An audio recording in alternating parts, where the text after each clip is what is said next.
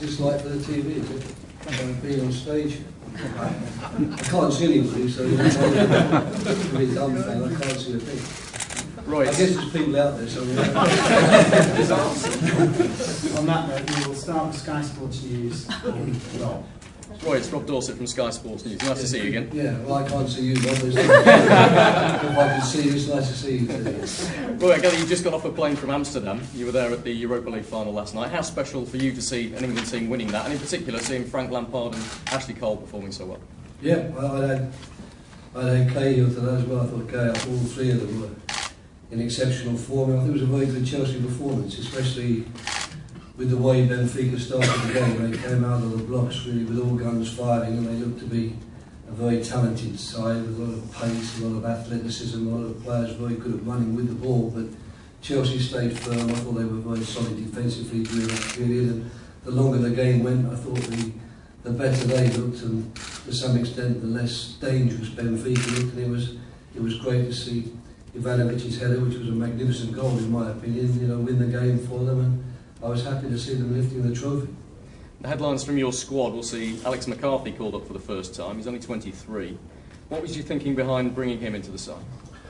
Well, as you know, we know Jack Butland, who came with us to the Euros in that position. We've not had a lot of chance to use him during the last few months because the under 21s are preparing for this very important tournament in Israel. So we've had a good look at Fraser Forster. I thought now with Alex having done so well in the games that I've seen him play and the reports I've received of him, this will be a good chance to bring him in behind Joe Hart and Ben Foster and have a look and see how he sort of coped, if you like, with being in a senior squad. He deserves it because he's playing well.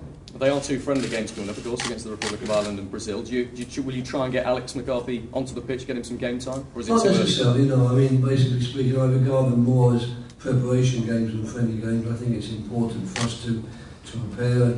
As a result, in this squad, I've actually not decided to take one or two sort of more senior players whom I know well and know exactly what they can do, but I'm more interested in this squad to give the players that I think might be important for us in the qualifiers in September and October a chance to really play, and not to have a situation where in every game you're trying to use 18 players and people, instead of playing long periods, are maybe only getting a little 15 to 20 minute cameo. Any concerns that he's obviously been playing in a Reading side that's struggled in the Premier League this season? I think they've conceded 69 goals. Can't blame him for all of those. He'll been in the side. Exactly. He's made 12 appearances, I think, but he's obviously impressed you in those 12 appearances.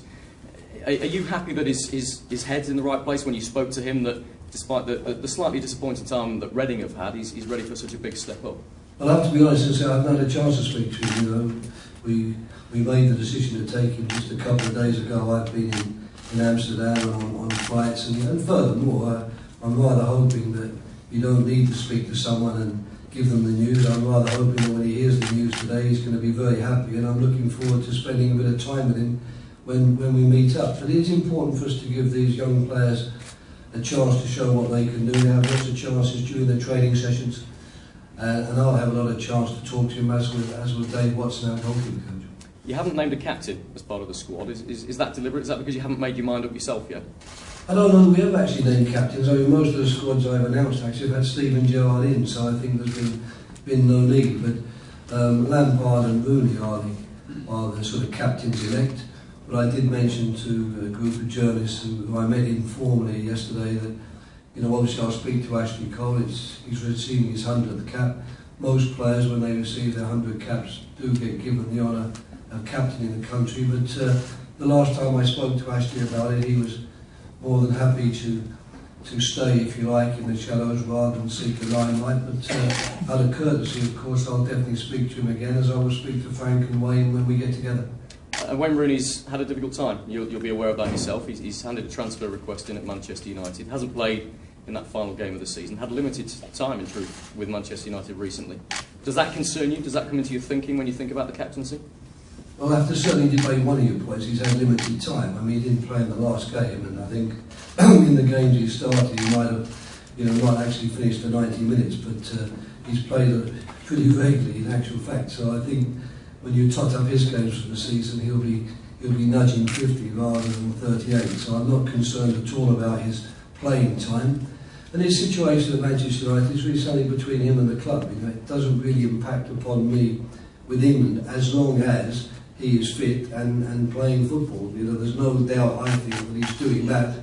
And there's also no doubt in my mind about his commitment to England, you know, how keen he is to play for us. And I'm sure I'm going to be dealing with a highly motivated and player, and a player who's more than ready, both physically and mentally, to take on the challenge of these two games. So I'll have to leave his chapter, if you like, in terms of his club football to himself and to Manchester United, and I'm sure we'll get sorted out accordingly.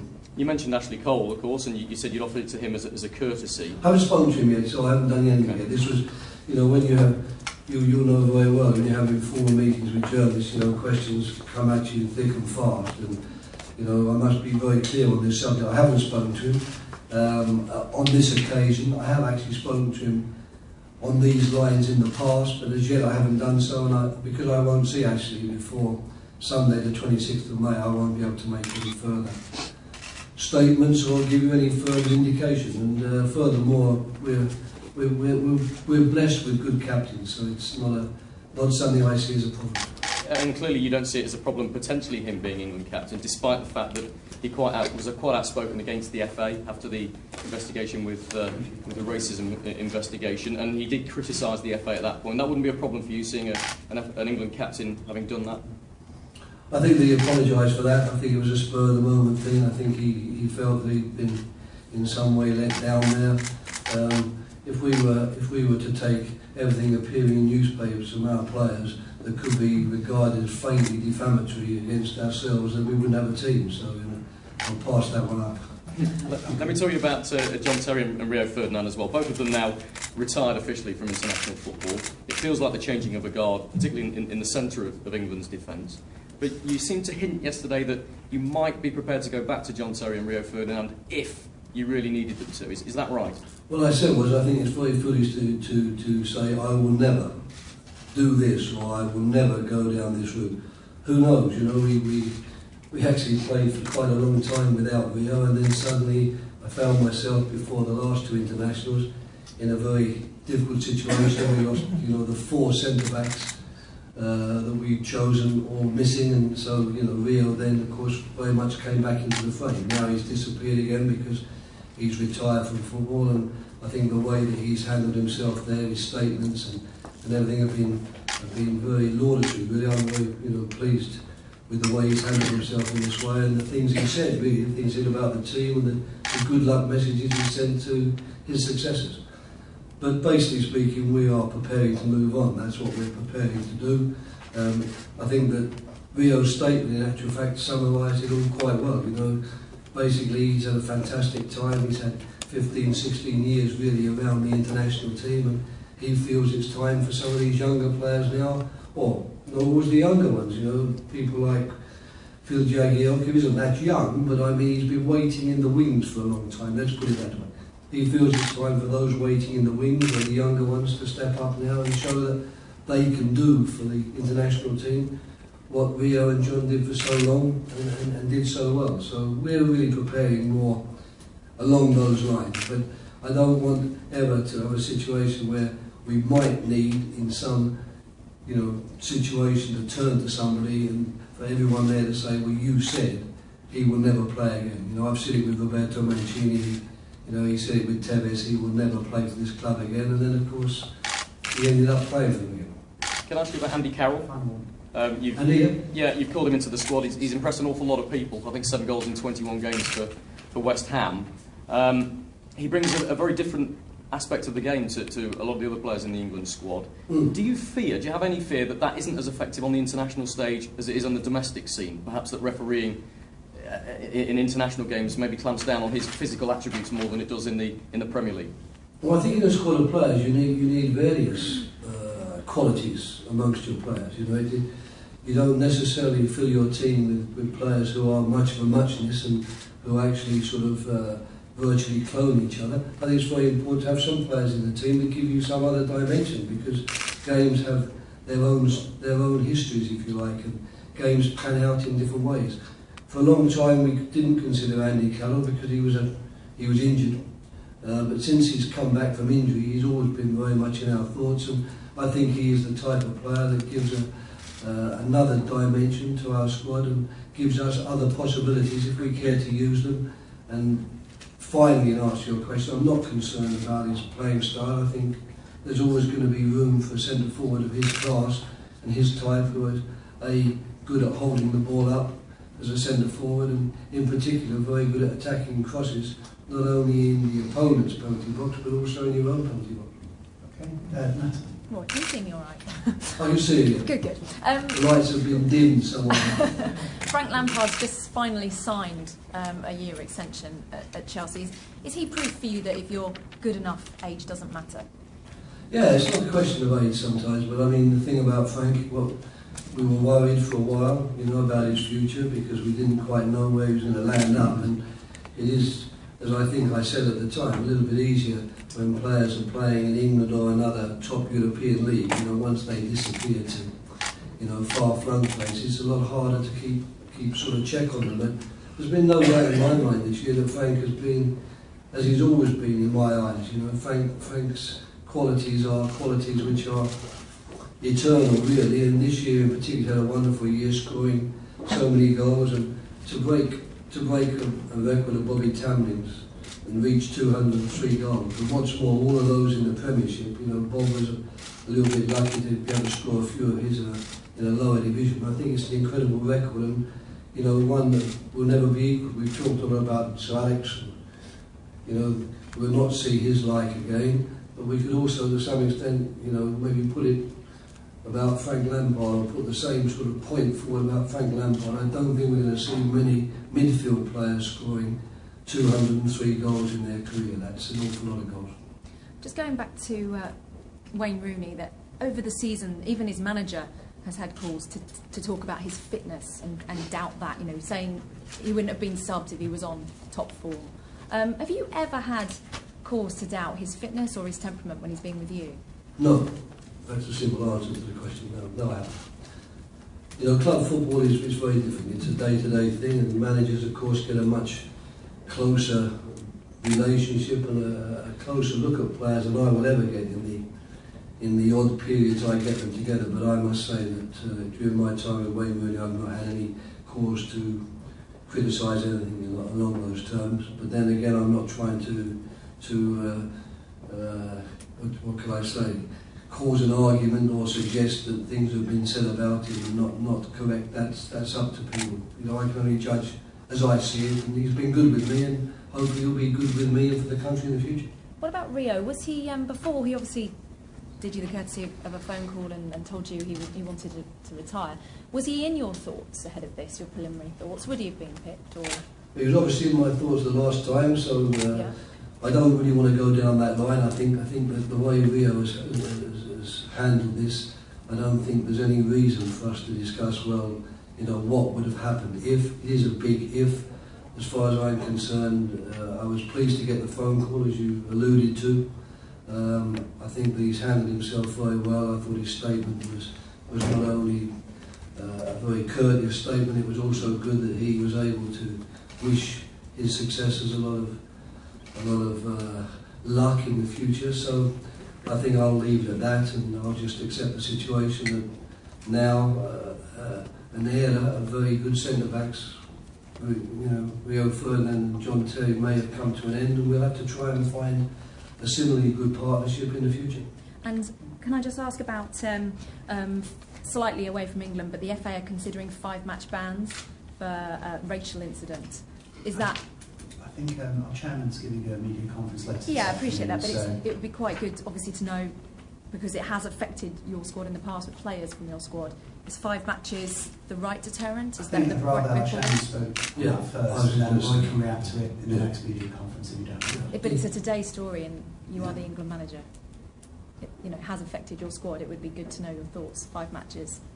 Well, it hasn't actually affected my squad. What effect do you think? What affected Well, my squad? it's affected players in your squad. It's affected John Terry, Rio Ferdinand, Ashley Cole. It's been a massive talking Not point. during my time. So in actual fact, you're referring to a situation I've not experienced.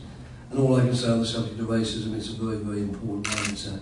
It's a topic which is a burning topic in not only English football but European and world football, and I'm just pleased that it's being looked at in the right way, and I'm pretty sure that the powers that be, FIFA, UEFA, the various associations, not least of all our own, they'll come up with something which hopefully everyone will agree is the right antidote to something which is really a pretty evil crime, or if crime is the right word.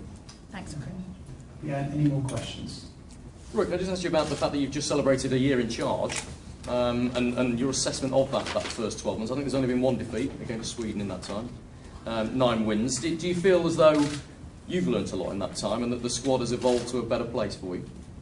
Well, I've certainly learned a lot. I've certainly enjoyed the time very much. I've had fantastic support from the players, the staff, everyone at the FA, so I can only look back on it, with a lot of satisfaction from that personal point of view. Results, of course, one can always discuss those. I mean, the defeat, strangely enough, was after one of our better performances, but we've got a big job to do.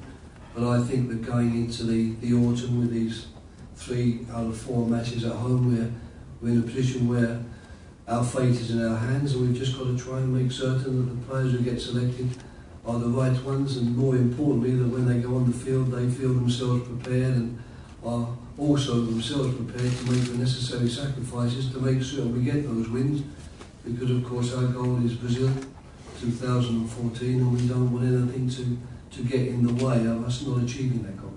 And are you thinking for these 2 games that you may change things around a lot, you may bring a lot of substitutes on, or are you trying to get a settled side with those autumn games in mind?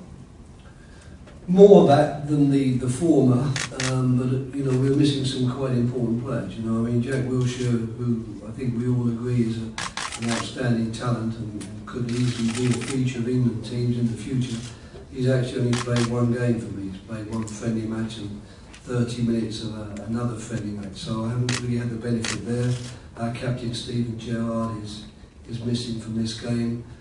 Chris Smalling played in the last game, is missing from this game. Ashley Young is missing from this game, so I don't want to say definitively that I will be using these players to get the next 11, because I've just named 4 very good ones off the top of my head who are not on the list.